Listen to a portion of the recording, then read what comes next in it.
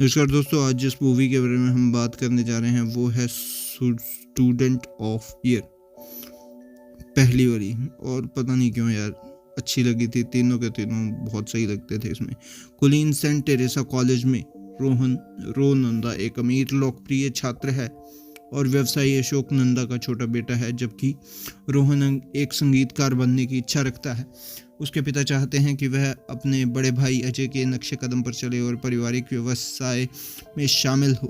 रोहन एक फैशनेबल और समृद्ध छात्रा शनाया सिंघानिया के साथ रिश्ते में है, जो उसके इश्कबाजी के व्यवहार से लगातार असंतुष्ट रहती है, खासकर अपनी प्रतिनिधि तान्या इसरानी के प्रति।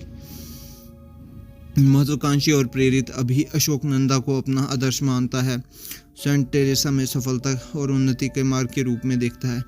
शुरू में रोहन के साथ मतभेद होने पर एक फुटबॉल मैच के बाद उसका सम्मान अर्जित करता है और दोनों के बीच घनिष्ठ मित्रता का विकास होता है। अभी शनाया से मिलवाता है और रोहन उसे चेतावनी देता है कि वह उसका पीछा न करे। हालांकि अभी उसे अन्यथा आश्वस्त करता है, लेकिन धीरे धीरे खुद को उसकी ओर आकर्षित होता पाता है। तीनों घनिष्ठ मित्र बन जाते हैं। अजय की शादी के दौरान शनाया रोहन को तान्या के साथ फ्लर्ट करते हुए पकड़ लेता है और धोखा महसूस करते हुए अभी के करीब आकर उसे ईर्ष्यालु बनाने की कोशिश करती है।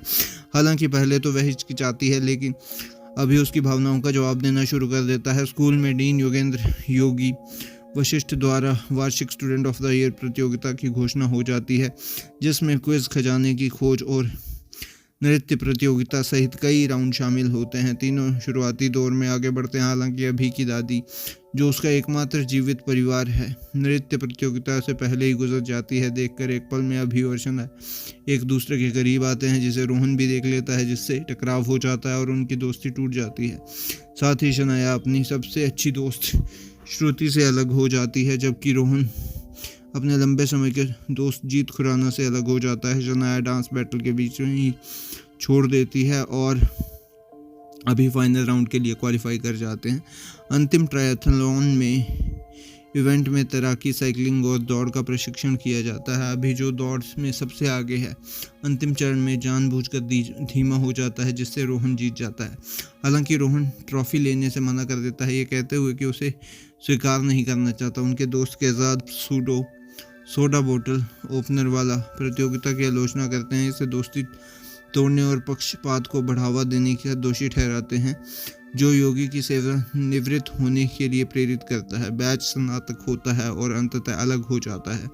एक दशक के बाद एक गंभीर रूप से बीमार योगी अपने पूर्व छात्रों को फिर से मिलने का अनुरोध करता है। रोहन, जो अब एक रॉक संगीतकार है, अभी जो शनाया से विवाहित है और निवेश बैंकर है, उससे मिलने के लिए वापस आते हैं। पुनर्मिलन में रोहन और अभी के बीच अनसुलझे तनाव को जन्म देता है, खासकर प्रतियोगिता की घटनाओं को लेकर। एक तीखी बहस के दौरान अभी बताता है कि अशोक नंदा अपने बेटे की हार से संतुष्ट होने के बाद उसे जानबूझकर ट्रायथलॉन हार गया।